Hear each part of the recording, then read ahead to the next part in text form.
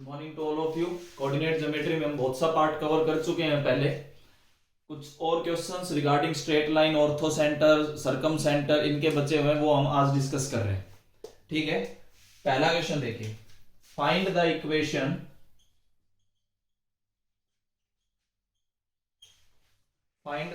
Equation of perpendicular bisector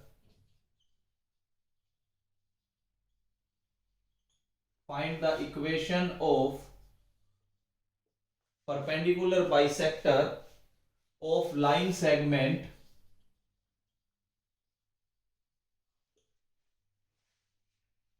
joining the points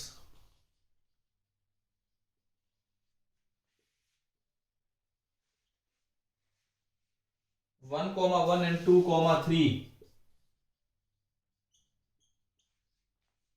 Find the equation of the perpendicular bisector joining the points 1, 1 and 2, 3. देखिए, ये एक point है 1, 1, ये एक point है 2, 3.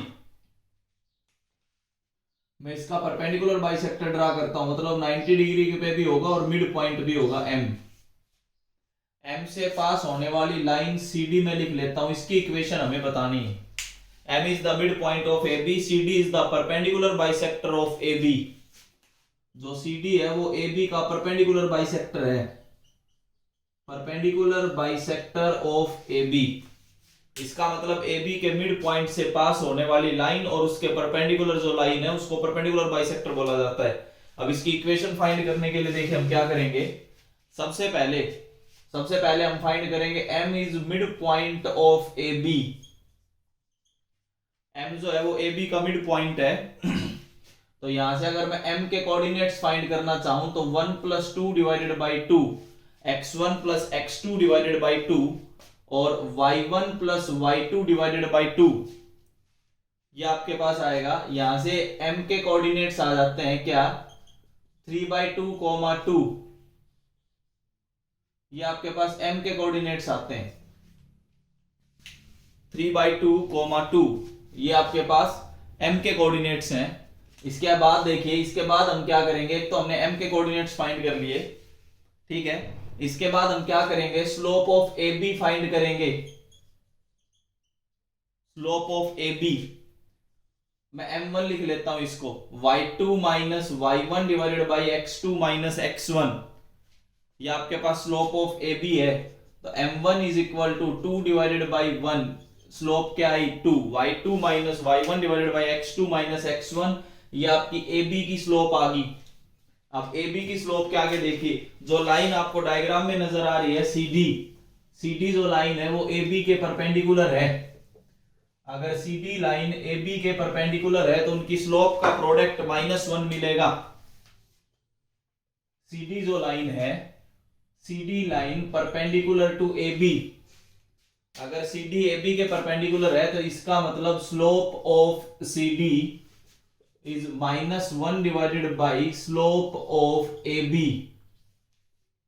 दो परपेंडिकुलर लाइंस की स्लोप का प्रोडक्ट -1 होता है। तो यहां से अगर मैं M2 लिखना चाहूं तो -1 डिवाइडेड बाई M1, इसका मतलब M2 की वैल्यू -½ आपके पास स्लोप ऑफ CD आ गई। CD की स्लोप आ गई, CD पे एक पॉइंट आ गया 3/2, 2, एक पॉइंट और उसकी स्लोप है। अगर मैं CD की इक्वेशन लिखना चाहूं, इक्वेशन ऑफ CD, तो y - y1 = M2 × x - x1।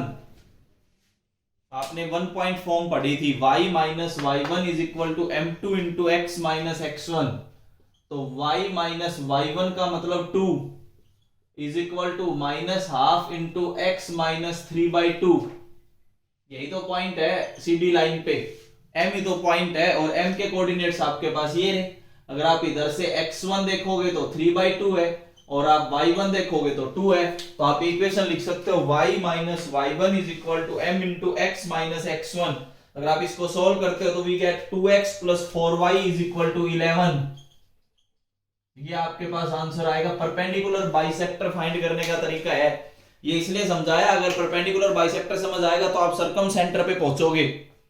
तो परपेंडिकुलर बाइसेक्टर के लिए हमने क्या किया, सबसे पहले मिड पॉइंट फाइंड किया, उसके बाद हमने गिवन जो लाइन है उसकी स्लोप फाइंड की, उस स्लोप की हेल्प से हमने जो रिक्वायर्ड लाइन है उसकी स्लोप फाइंड की, क्योंकि दोनों परपेंडिकुलर हैं, स्लोप पता है, पॉइंट पता है, तो वन पॉइंट फॉर्म आप लगा सकते हैं, y minus y one is equal to m into x minus x one. यहां से आपके पास सीडी की इक्वेशन आती है। जो बच्चे लाइव क्लास में जुड़े हुए हैं, जो क्वेश्चन मैंने अभी डिस्कस किया, अगर सब कुछ क्लियर है तो please raise your hand.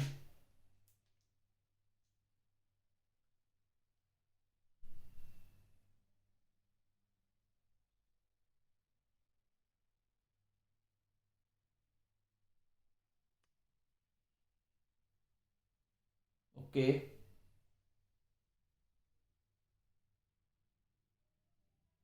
Note जरूर करते चलेंगे भाई।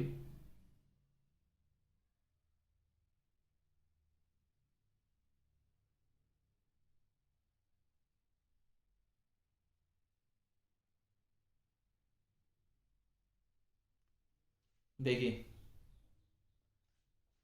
इसके बाद नेक्स्ट क्वेश्चन और बताते हैं। देखिए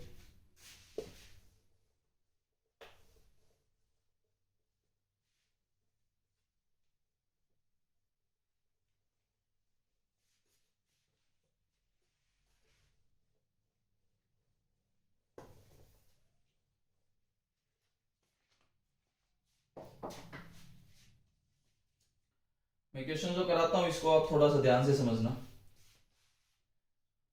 if the vertices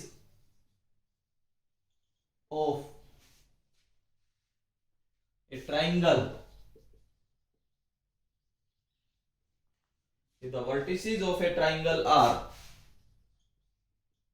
10, 4, b minus 4, 9 and c minus 2, minus 1, find its orthocenter।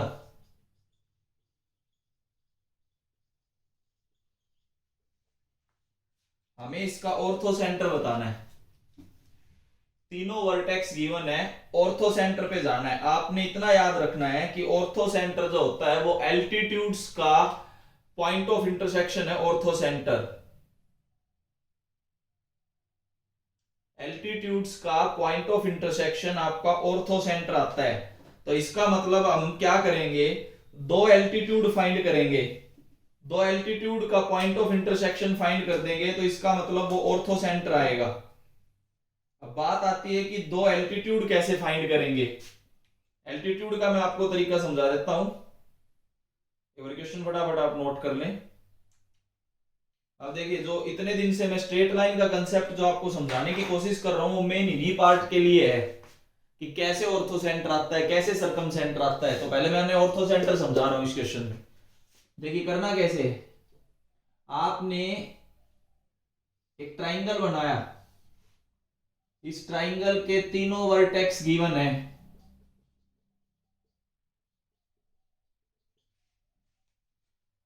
कोई भी दो एल्टीट्यूड आप ड्रा कर लो, जो आपका मन करे वो दो एल्टीट्यूड हम ड्रा करेंगे। पहला एल्टीट्यूड मान लीजिए आपने ये ड्रा कर दिया, AM। दूसरा एल्टीट्यूड हो सकता है आपने ये ड्रा कर दिया, BN। दो एल्टीट्यूड्स का पॉइंट ऑफ इंटरसेक्शन जो होगा वो ऑर्थो सेंटर हो गए, ध्यान रखना। दो एल्टीट्यूड्स का पॉइंट ऑफ इंटरसेक्शन आपका ऑर्थो सेंटर कहलाएगा। डायग्राम आपको समझ आ गया होगा। ऑर्थो सेंटर फाइंड करने के लिए हमें कोई भी दो, तीन में से कोई दो एल्टीट्यूड फाइंड करेंगे और उन दोनों एल्टीट्यूड्स को सॉल्व करेंगे तो उनका कॉमन पॉइंट आएगा और वो कॉमन पॉइंट आपका ऑर्थो सेंटर कहलाएगा। ठीक है, करना कैसे अब वो सुनते चलना। सबसे पहले हम AM ortho centre, AM altitude के बारे में बात करेंगे। AM altitude, AM altitude find करने के लिए सबसे पहले हम M1 फाइंड करेंगे, स्लोप ऑफ BC। जिस लाइन पे एल्टीट्यूड ड्रा किया गया है उसकी स्लोप, y2 माइनस y1, या इसमें से घटा दो, y2 minus y1 divided by x2 minus x1, y2 minus y1 divided by x2 minus x1 जब आप करोगे तो we get -5 is the slope. इसके बाद ये तो स्लोप आई है किसकी, BC की। इसके बाद हम क्या करेंगे, अगर BC की स्लोप आ गई तो जो AM एल्टीट्यूड है वो BC के परपेंडिकुलर है। अगर BC के परपेंडिकुलर है तो इसका मतलब स्लोप ऑफ AM अगर मैं फाइंड करना चाहूं, जिसको आप M2 लिख सकते हो, तो -1 डिवाइडेड बाई M1। तो यहां से आपके पास M2 की वैल्यू आ जाएगी 1/5।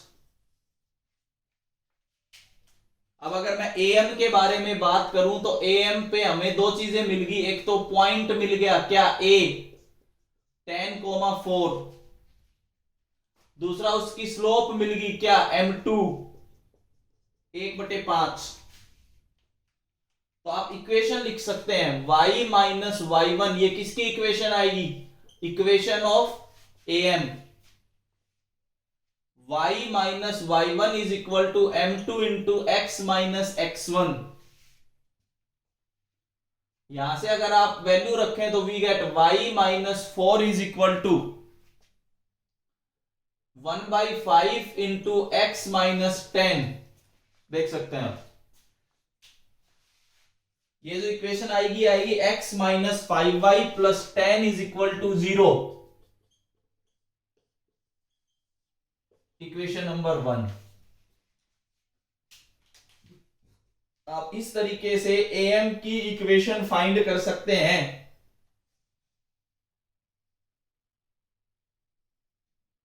ऐसे ही आपको नजर आ गया होगा सारा। ऐसे ही अब हम बात करेंगे BN की, ये सब समझ आ गया होगा। अब हम किसकी बात करेंगे, BN एल्टीट्यूड की। सेम इसी तरीके से हम BN एल्टीट्यूड की बात करेंगे। इस इक्वेशन को हम बाद में लिख लेंगे। अब मैं इस इक्वेशन को यहां लिख के छोड़ रहा हूं कि हमारे पास क्या इक्वेशन आई है AM की। तो AM की इक्वेशन आई हमारे पास, वो AM की इक्वेशन आई x minus 5y plus 10 is equal to 0। अब हम बात करेंगे दूसरा एल्टीट्यूड जो हमने ड्रा किया हुआ है BN। अब हम BN एल्टीट्यूड की बात करते हैं, देखिए क्या आएगी। सेम इसी तरीके से मैं एक बार फिर रिपीट करता हूं कि BN एल्टीट्यूड, देखो मैं फिर फाइंड करके दिखा रहा हूं आपको। AM में अगर थोड़ा कंफ्यूजन हो तो BN में समझ लेना। अगर आप BN एल्टीट्यूड की बात करते हैं तो BN एल्टीट्यूड AC लाइन पे है, तो सबसे पहले हम M3 में लिख रहा हूं, M3 is slope of AC। AC की स्लोप में लिखना चाहूंगा y2 minus y1, 4 plus 1 divided by 10 plus 2, 5/12। आपके पास 5/12 इसकी स्लोप आई। इसके बाद नाउ अब क्या लिख सकते हैं, जो BN है वो परपेंडिकुलर है AC के, तो इसका मतलब स्लोप ऑफ BN, जिसको आप M4 लिख सकते हो, that is -1 divided by M3। यहां से अगर आप M4 फाइंड करना चाहो तो -12/5। M4 आपके पास आ गई। अब हम क्या लिखेंगे, इक्वेशन ऑफ BN।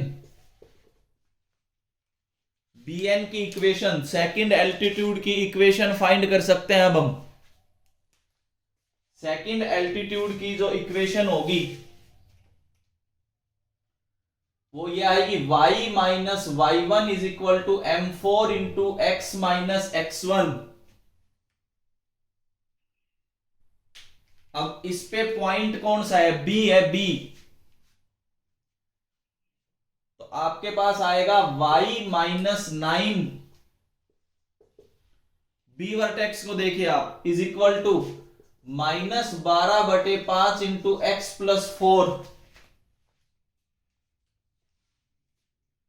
अगर आप इसको सोल्व करने लगो, y minus 9 is equal to -12/5 into x plus 4, तो we get equation is equal to 12x plus 5y plus 3 is equal to 0।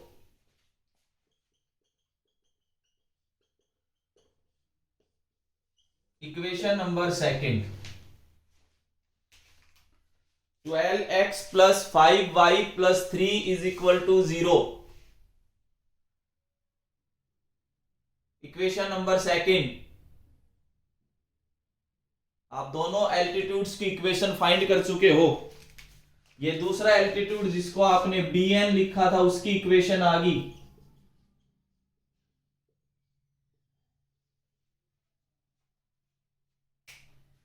Twelve x plus 5y plus 3 is equal to 0।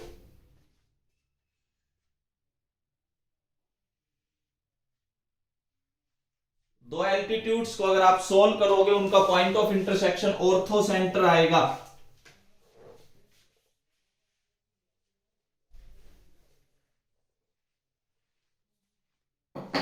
अगर आप ortho centre find करना चाहते हैं, ये equation number 1, ये equation number 2, by solving 1 and 2।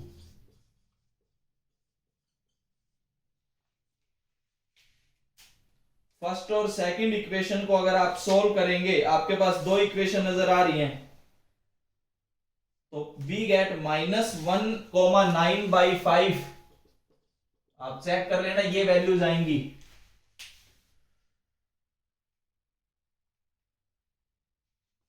इसका मतलब यही आपका ऑर्थो सेंटर आएगा। यहां तक आप एक बार फटाफट नोट कीजिए। ऑर्थो सेंटर फाइंड करने का तरीका मैंने आपको समझाया है। दो एल्टीट्यूड आप फाइंड करेंगे,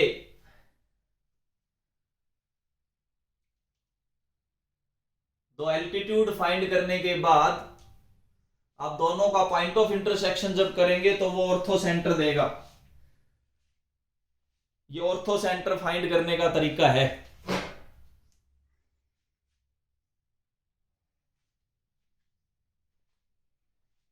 सभी बच्चों को शायद ऑर्थो सेंटर समझ आ गया होगा कि ऑर्थो सेंटर कैसे फाइंड किया जाता है। अब ऑर्थो सेंटर फाइंड करने का कोई डायरेक्ट मेथड तो है नहीं, इसीलिए मैं आपसे उस टाइम कह रहा था कि ऑर्थो सेंटर फाइंड करने के लिए आपको स्ट्रेट लाइन के कंसेप्ट की जरूरत पड़ेगी।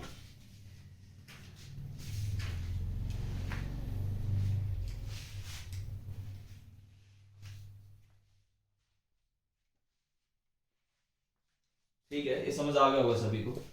आगे देखते हैं।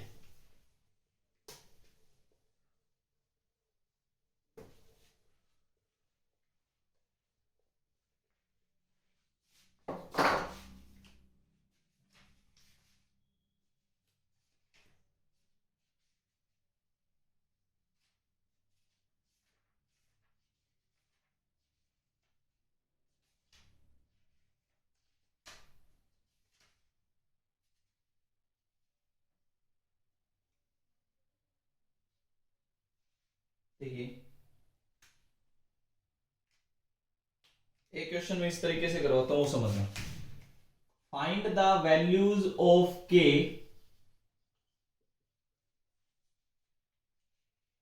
फॉर विच द लाइन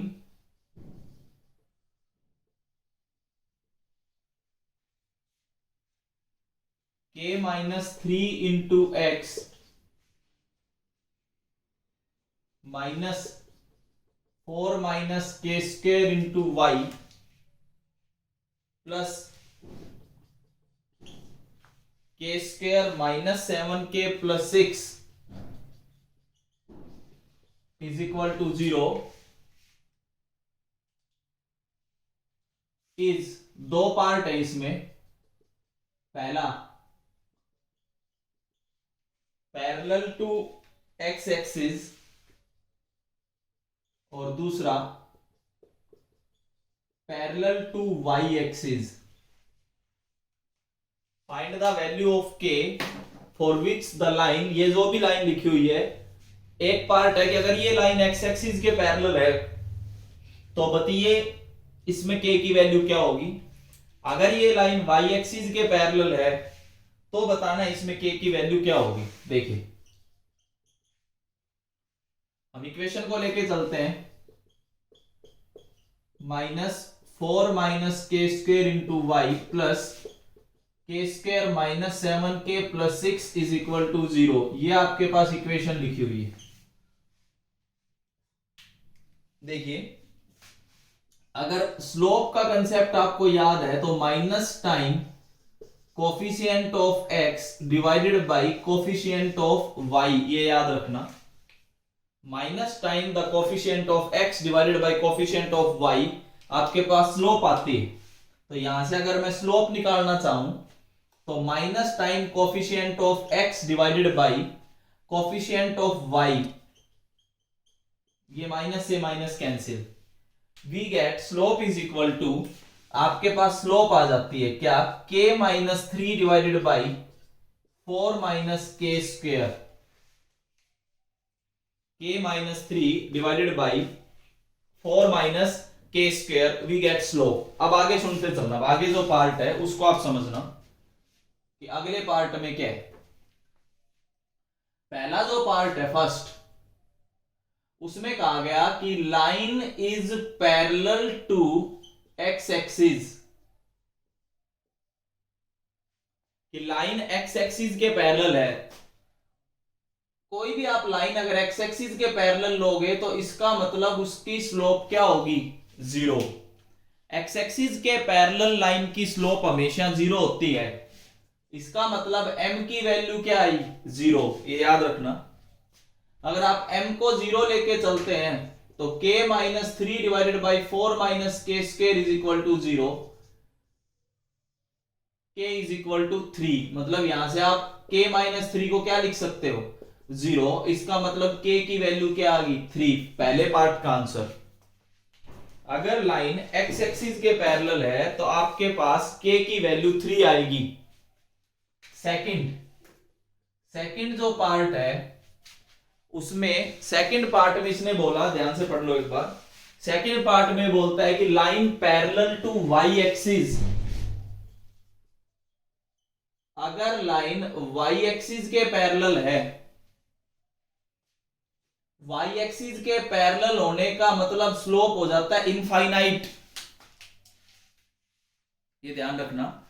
अगर x एक्सिस के पैरेलल लाइन है तो देखो ये याद रखना, अगर तो x एक्सिस के पैरेलल लाइन है तो स्लोप क्या रहेगी, 0। अगर y एक्सिस के पैरेलल लाइन है तो स्लोप क्या रहेगी, इनफाइनाइट। ठीक है, अब स्लोप इंफिनिटी है तो इसका मतलब k - 3 divided by 4 - k² = infinity. Infinite तो तब आता है जब डिनोमिनेटर 0 हो, 4 - k² = 0। अगर डिनोमिनेटर 0 है तो we get k = ±2, second part का आंसर। आपने दो कंडीशंस याद रखनी है कि x एक्सिस के पैरेलल लाइन की स्लोप 0, y एक्सिस के पैरेलल लाइन की स्लोप इनफाइनाइट। तो इस टाइप के क्वेश्चंस अगर आते हैं तो आप कर सकते हैं कि अगर x एक्सिस के पैरेलल है तो k की वैल्यू क्या आई, y एक्सिस के पैरेलल है तो k की वैल्यू क्या आई। एक बार जो बच्चे लाइव क्लास में जुड़े हुए हैं, मैं एक बार उनसे पूछना चाहूंगा कि अभी तक जितना मैंने पढ़ाया आज की क्लास में, जिस बच्चे को समझ आया अच्छे से, please raise your hand.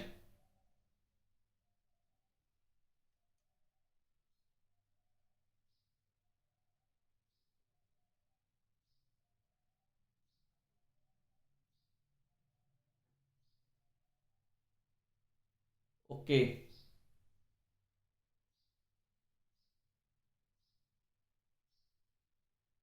Note आप करते चलेंगे।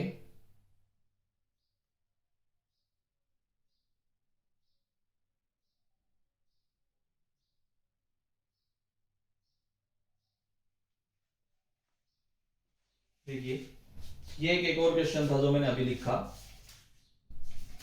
कि parallel to x axis, parallel to y axis.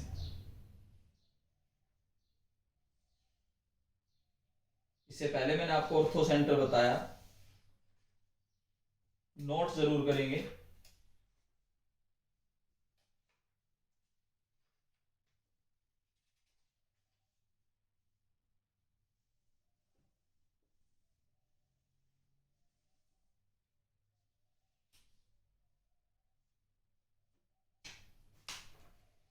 हो गया होगा सभी का नोट। नेक्स्ट क्वेश्चन देखते हैं।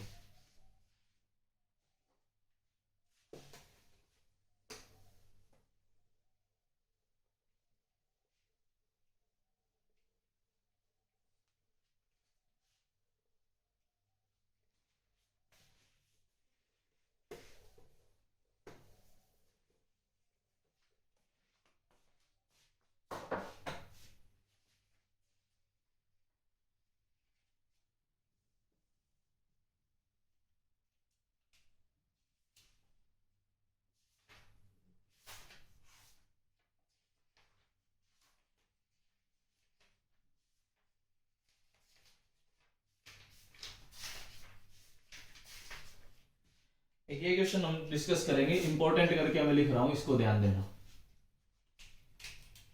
ए ray of light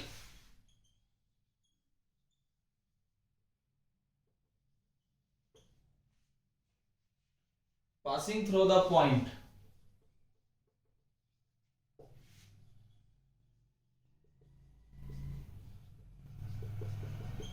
1, 2. A ray of light passing through the point 1, 2 reflects on x-axis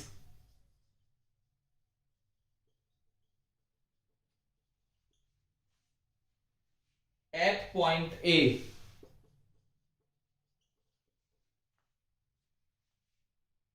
and the reflected ray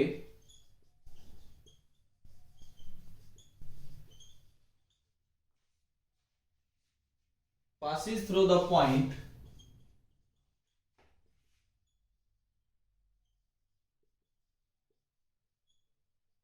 5, 3. A ray of light passing through the point 1, 2 reflects on x-axis at point A and the reflected ray passes through the point 5, 3. Find the coordinates of A.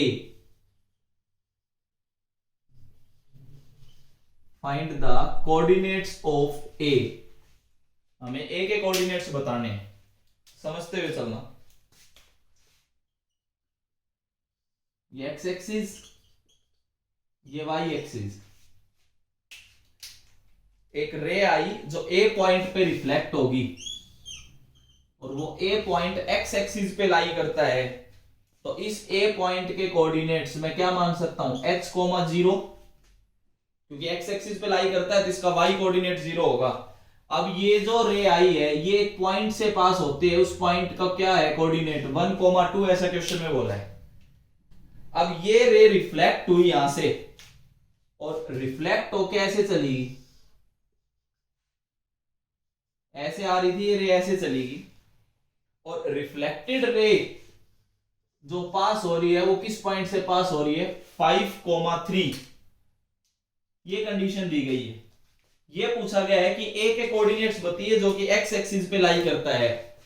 अब आपने physics का एक concept पढ़ा होगा, reflection, law of reflection के हिसाब से अगर हम बात करें तो ये नॉर्मल जो आप बोलते थे, normal angle of incidence of angle of reflection दोनों बराबर होते हैं। एंगल ऑफ इंसिडेंस और एंगल ऑफ रिफ्लेक्शन, इसका लो ये थीटा है तो ये भी क्या होगा, theta. Angle of incidence is equal to angle of reflection. यहां पे लॉ ऑफ रिफ्लेक्शन लगा दिया मैंने, इस जगह पे हमने क्या लगा दिया, law of reflection. Law of reflection में मैंने क्या किया, angle of incidence is equal to angle of reflection. इसका मतलब थीटा और ये थीटा नॉर्मल के साथ इंसिडेंट रे का और नॉर्मल के साथ रिफ्लेक्टेड रे का जो एंगल है वो दोनों बराबर होते हैं। अब एक बात बताओ, नॉर्मल है तो ये एंगल तो 90 होगा, और अगर ये थीटा बना दिया तो ये इधर कितना बचा, 90 माइनस थीटा। ये डायग्राम अगर क्लियर है तो अगले स्टेप में क्वेश्चन क्लियर है। इसके बाद देखिए अब हमें करना क्या है वो अब समझते चलना। सबसे पहले हम क्या करेंगे, एसी की स्लोप फाइंड करते हैं, एसी के बारे में बात करते हैं। एसी स्लोप लिखने के मैंने आपको दो मेथड बताए थे। पहला, trigonometric tangent of angle made by the line with positive direction of x axis. तो एसी ने positive direction of x axis के साथ एंगल बनाया है 90 माइनस थीटा, उसका ट्रिग्नोमेट्रिक टेन ये स्लोप देगा। और एक्चुअल में स्लोप निकालने का एक तरीका ये भी लिखवाया था, y2 minus y1 divided by x2 minus x1। एक कंसेप्ट आपने याद रखना है, ये ट्रिग्नोमेट्री में आप जब पढ़ाऊंगा, जब मैं बता दूंगा, tan 90 minus theta, tan 90 minus theta आपके पास कोट थीटा आता है। अगर आप tan 90 माइनस थीटा करेंगे तो वी गेट कोट थीटा। अगर मैं यहां से कोट थीटा की वैल्यू फाइंड करूं तो y2 minus y1 that is 3 minus 0 divided by 5 minus h, equation number first आप देख सकते हैं। ऐसे ही अब हम क्या करेंगे, AC लाइन के बारे में हमने बात कर ली, दूसरी लाइन हमें AB नजर आ रही है, इंसिडेंट रे। AC तो रिफ्लेक्टेड रे थी, अगर हम इंसिडेंट रे की बात करें तो इंसिडेंट रे के लिए भी स्लोप लिखने के वही दो मेथड लगाओ। पहला tan of angle made by the line with positive direction of x axis. अब AB का with positive direction of x axis अगर आप एंगल निकालने लगोगे तो वो आएगा 90 प्लस थीटा। आप करके देख लेना डायग्राम में, with positive direction of x axis इसका एंगल 90 प्लस थीटा आएगा। और वैसे अगर आप निकालते हो तो y2 minus y1 divided by x2 minus x1। अब ये याद रखना है, ट्रिग्नोमेट्री में आएगा tan 90 minus theta minus tan 90 plus theta minus cot theta होता है, और ये होता है प्लस का कोट थीटा। ट्रिग्नोमेट्री में और क्लियर करेंगे, फिलहाल आपने इसको याद रखना है। यहां से आपके पास आया minus cot theta is equal to 2 divided by 1 minus h. ये वैल्यू यहां रख दो तो ये आएगा आपके पास -3 divided by 5 minus h is equal to 2 divided by 1 minus h. तो यहां पे आप पहुंचोगे, दोनों में आपने स्लोप का कंसेप्ट लगा दिया। इसके बाद हमने क्या करना है, -3 plus 3h is equal to 10 minus 2h। यहां से अगर आप h फाइंड करोगे, इसको इधर लाया तो 5h इज इक्वल टू 13।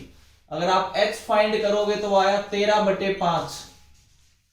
हमारे से तो a पूछा गया था, a के कोऑर्डिनेट्स थे h, 0 तो 13/5, 0। ट्रिग्नोमेट्री के थोड़े से रिजल्ट आपने इसमें याद रखने हैं कि tan 90 minus theta cot theta होता है और tan 90 plus theta minus cot theta होता है। इसके अलावा मैंने स्लोप के कंसेप्ट यूज किए, वो आपको बता रखे हैं पहले ही। उम्मीद करता है यहां तक का सब समझ आया होगा। इससे आगे हम नेक्स्ट वीडियो में कंटिन्यू करेंगे। Thank you.